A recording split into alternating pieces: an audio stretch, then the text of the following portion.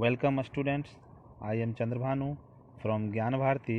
I teach you Science of Class 8 Lesson 1 Part 2. Our next topic is sowing. Process of scattering seeds in the soil for growing the crop plant. Crop plant को उगाने के लिए जो बीज को हम छींटते हैं खेतों में मिट्टी में उसे हम सोइंग कहते हैं. Seeds, good quality seeds are selected. The seeds sink in the bottom are they healthy seeds. The seeds float on water are spoiled seeds. जो बीज पानी में तैरते हैं वो सड़े हुए बीज होते हैं और जो डूब जाते हैं वो अच्छे बीज होते हैं.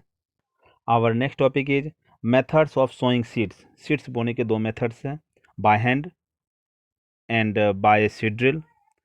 Sowing of seeds by hand is called broadcasting.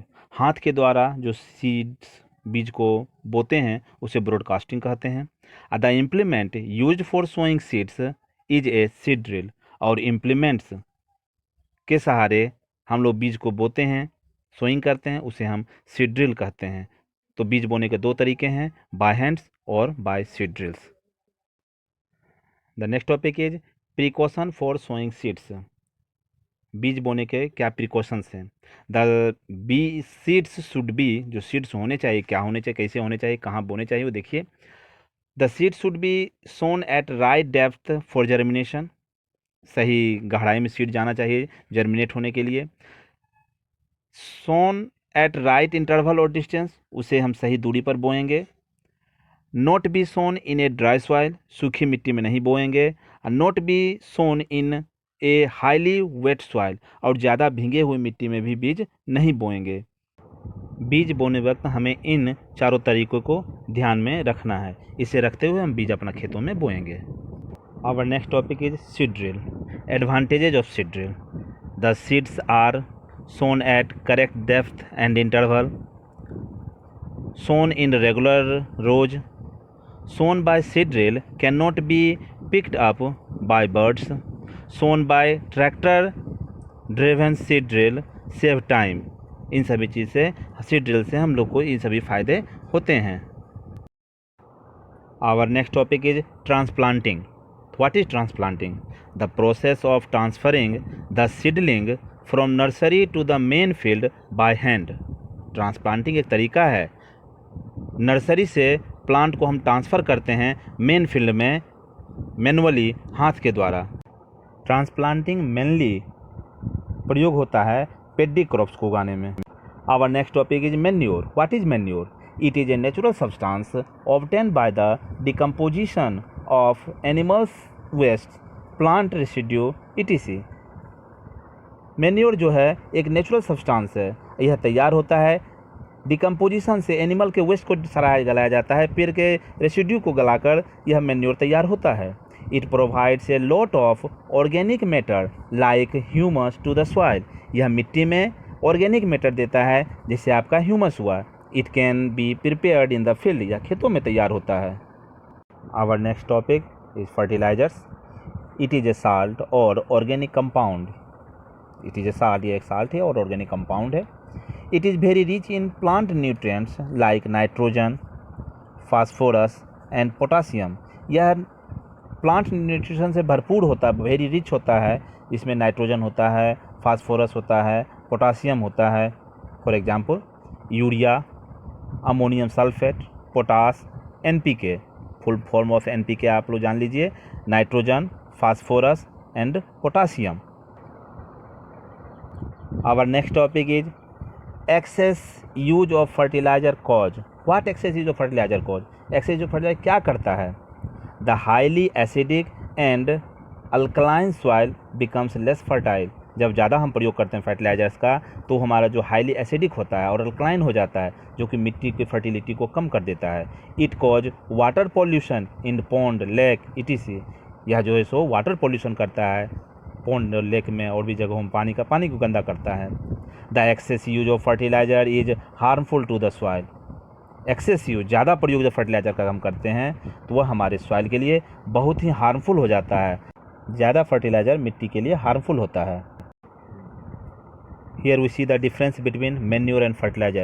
What is difference between manure and fertilizer? A manure is a natural substance obtained by the composition of animal waste, cow dung, human waste, and plant residue. But a fertilizer is a salt or organic compound. Second difference.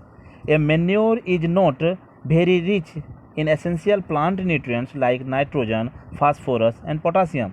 But fertilizer are very rich in plant nutrients like nitrogen, phosphorus, and potassium. Third difference. A manure provides a lot of organic matter like humus to the soil, but a fertilizer does not provide any humus to the soil. Fourth difference.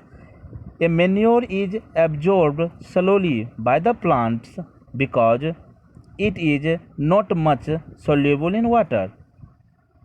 But fertilizer being soluble in water, a fertilizer is readily absorbed by the plants.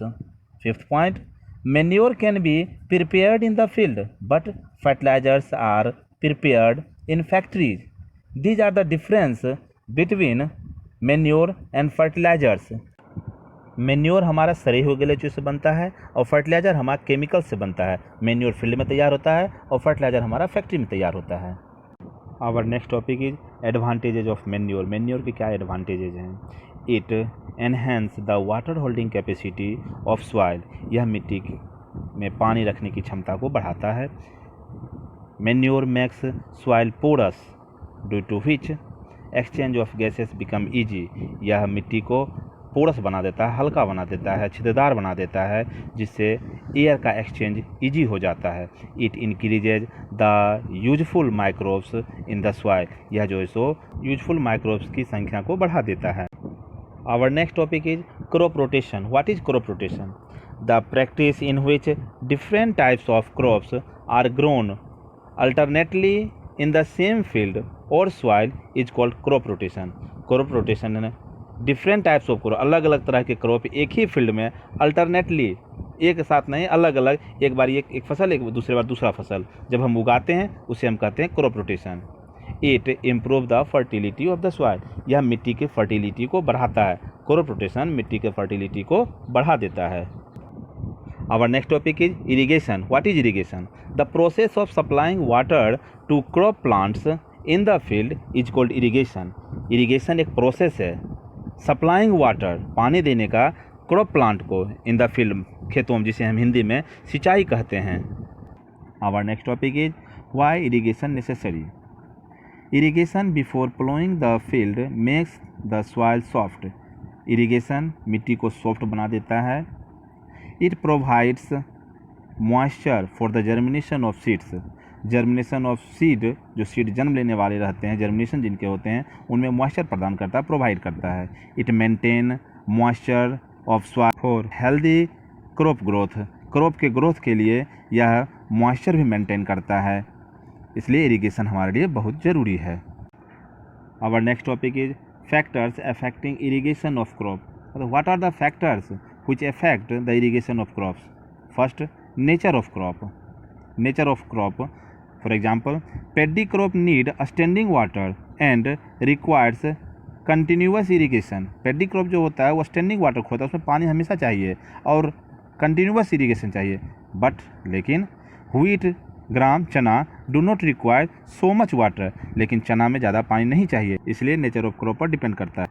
Our next factor which affect the irrigation of crops are nature of soil.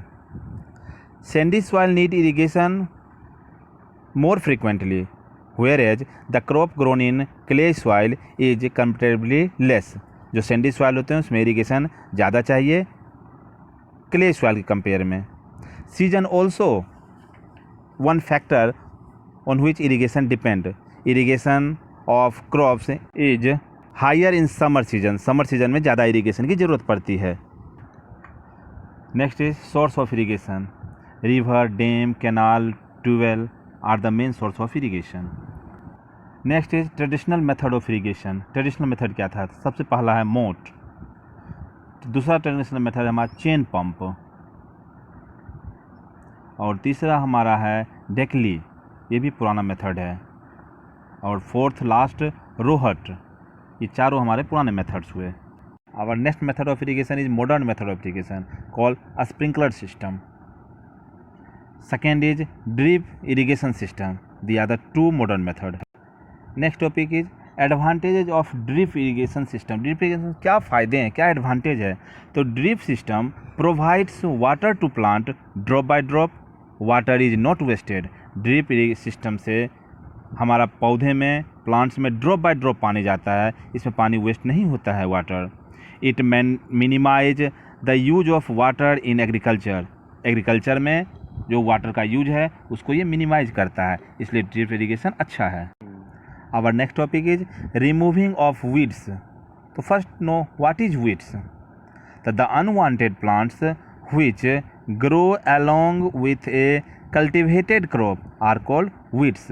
Weeds जो होते हैं वो unwanted plant होते हैं, बिना इच्छा वाले पौधे कह सकते हैं इसे आप, जो क्रॉप्स में हमारे उग जाते हैं, कल्टिवेटेड क्रॉप्स में, उसको हम वीड्स कहते हैं, जिसको घास पात कहते हैं। Types of weeds vary from field to field, from crop to crop and season to season. यह जो है so field to field differ करता है, क्रॉप से क्रॉप डिफर करता है, और यह सीजन टू सीजन डिफर करता है। हर सीजन में अलग अलग ढंग के वीड्स होते हैं। Common weeds in wheat and rice. Wheat और राइस में कौन कौन से कॉमन वीड्स हैं? सबसे पहला हमारा है वाइल्ड ओट, दूसरा है ग्रास, तीसरा एमेरेंथस, चौथा चेनोपोडियम, बथुआ। Our next topic is weeding. What is weeding? तो weeding is the process of removing weeds, that means unwanted plants, from a crop field is called weeding. Weeding जो है सो अनवांटेड प्लांट को हटाने का एक तरीका है। Best time for the removal of weeds is before they produce flower and seeds. Weeding करने का सबसे अच्छा समय जो होता है, बेस्ट टाइम, वह होता है उसमें फूल और सीड्स आने से पहले, फूल और सीड आने से पहले हमें उसमें वीडिंग कर लेना चाहिए। Our next topic is method of weeding.